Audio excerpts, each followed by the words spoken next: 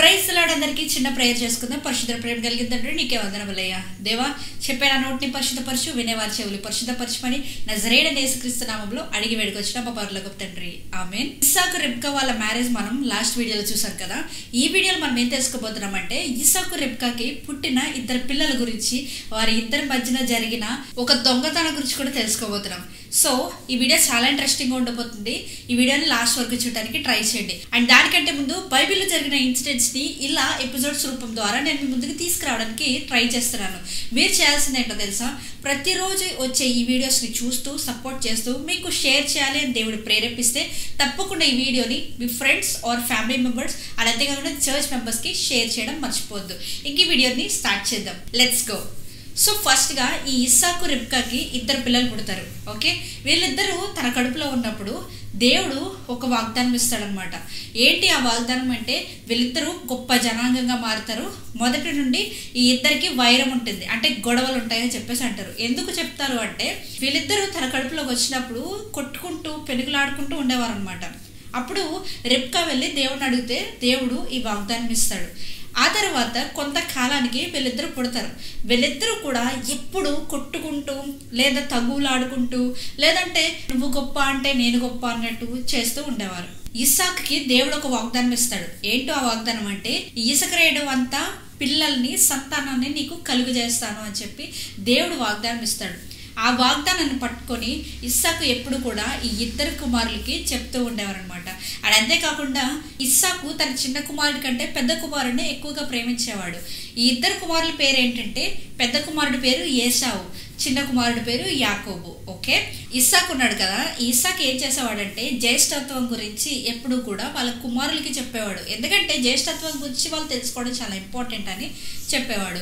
ఈ జ్యేష్ఠత్వం గురించి ఎప్పుడైతే చెప్పడం మొదలు పెట్టాడో ఇస్సాకు, అప్పుడు యాకోబుకి చాలా కోపం వచ్చేస్తూ ఉండేది.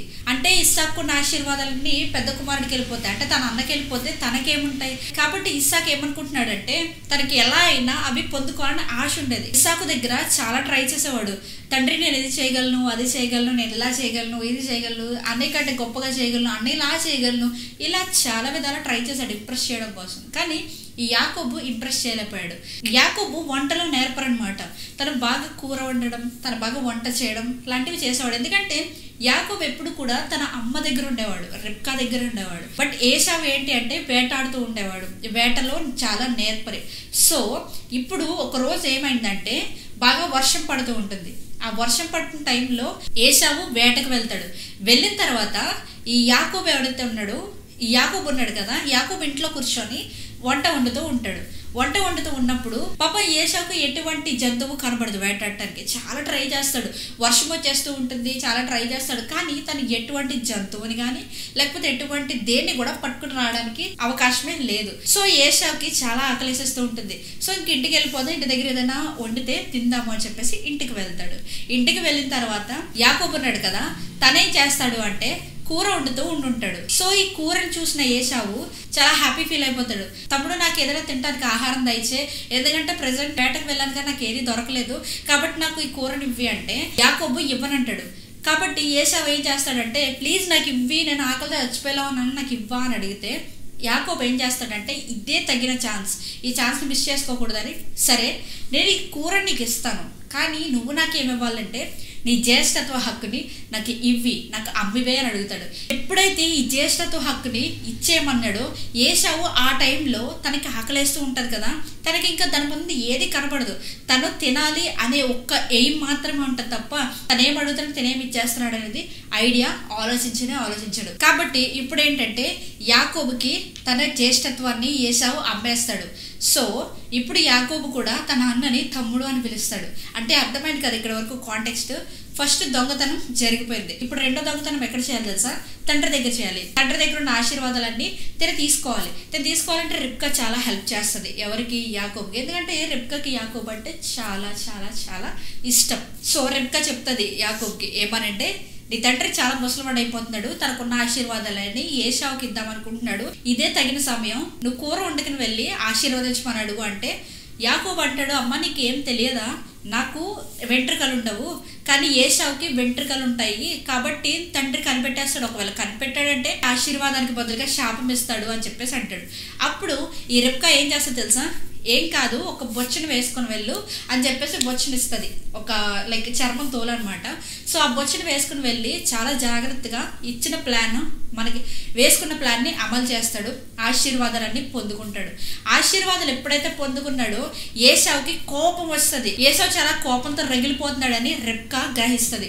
గ్రహించిన తర్వాత యాకోబుకి చెప్తుంది, నువ్వు ఇక్కడి నుంచి వెళ్ళిపో, ఎందుకంటే నీ అన్న మీద చాలా కోపంగా ఉన్నాడు, చంపేస్తాడు, కాబట్టి నా సహోదరుడు ఉన్నాడు లాబాన్ అని చెప్పి ఆ లాబాన్ దగ్గరికి నువ్వు వెళ్ళిపో అని చెప్పేసి చెప్తుంది. ఎప్పుడైతే ఈ యాకోబు మొత్తం ప్యాక్ చేసుకుని లాబాన్ దగ్గరికి వెళ్తాడో అక్కడ తన కుమార్ కొన్ని రోజులు పని చేసుకుంటూ బ్రతుకుతాడు అనమాట. ఇక్కడ మీకు ఒక ట్విస్ట్ ఏంటి తెలుసా, వెళ్ళమని చెప్పిన తర్వాత యాకోబు మొత్తం అని ప్యాక్ చేసుకుంటాడు, వెళ్తున్న దారిలో ఒక ప్రదేశంలో ఆగి తను పడుకుంటాడు అనమాట. పడుకుని నిద్రపోతున్న టైంలో తనకు ఒక కల వస్తుంది. ఏంటి ఆ కళ అంటే, పరలోకంకి భూలోకం నుండి మెట్లు ఉంటాయి. ఆ మెట్లు ఉన్నప్పుడు కొంతమంది నడుస్తూ, కొంతమంది పైకి వెళ్తారు, కొంతమంది కిందకి వెళ్తారు. ఇది ఒక దర్శనం తను పొందుకుంటాడు. ఈ దర్శనం పొందుకున్నందుకు గాను ఆ ప్రదేశానికి బేతేలు అని చెప్పేసి పేరు పెడతాడు. సో ఇక్కడ వరకు కట్ చేస్తే, ఎప్పుడైతే ఈ హారాన్ అనే ప్రదేశానికి చేరుకున్నాడో, ఏదైతే తన మావయ్య వాళ్ళ ఇంటికి చేరుకున్నాడో, చేరుకున్న తర్వాత అక్కడే పని చేసుకుంటూ లైక్ తనకు వచ్చిన ఏదైతే స్కిల్స్ ఉన్నాయో ఆ స్కిల్స్తో తను పని చేసుకుంటూ బ్రతికేవాడు అనమాట. సో బ్రతుకున్నప్పుడు లాబాన్ వాళ్ళ కుమార్తెని చూస్తాడు.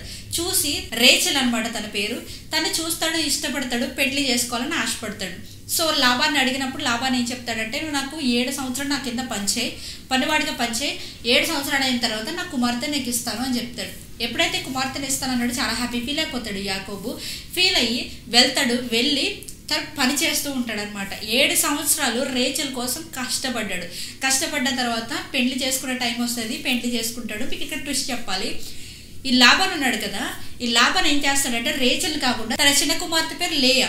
సో ఈ లేయాని పెళ్లి చేసుకుంటాడు. పెళ్లి చేసుకునేటప్పుడు ముసుగుంటుంది కదా, లైక్ మన భాషలో చెప్పాలి అంటే కనుక వేలు ఉంటుంది కదా. సో వేలు వల్ల లోపల ఉన్న మనిషి ఎదుటి వాడికి కనపడ్డు. ఇది కాంటెక్స్ట్ కదా. అసలు పెళ్లిలో మనం వేలు ఎందుకు వేసుకుంటాం, మన ఫేస్ పెళ్లి కుమారుడికి కనపడకూడదు తను ఓపెన్ చేస్తే తప్ప. అలానే యాకోబు కూడా తన పెళ్లిలో తన పెళ్లి కుమార్తెను చూడడు. ఎప్పుడైతే తను చూస్తాడో చాలా షాక్ గురవుతాడు, ఎందుకంటే లేయని పెళ్లి చేసుకున్నాడు, రేచల్ని కాదు. సో మళ్ళీ లాబాన్ దగ్గరికి వెళ్తాడు, నేను రేచల్ని కదా అడిగాను, నువ్వు లేయని ఇచ్చావేంటి అంటే, మళ్ళీ 7 సంవత్సరాలు పనిచేసి రేచల్ని పెళ్లి చేసుకో అంటాడు. సో మళ్ళీ 7 సంవత్సరాలు పనిచేస్తాడు, రేచల్ని పెళ్లి చేసుకుంటాడు. సో ఇలా తన పెళ్లి వివాహాలు 2 వివాహాలు జరుగుతాయి. ఒక పక్క చూస్తే వాళ్ళ అన్న చాలా ఫైర్లో ఉంటాడు, ఇంకొక పక్క చూస్తే లాబాన్ ఇక్కడ ప్రదేశంలో తను జీవిస్తూ ఉంటాడు.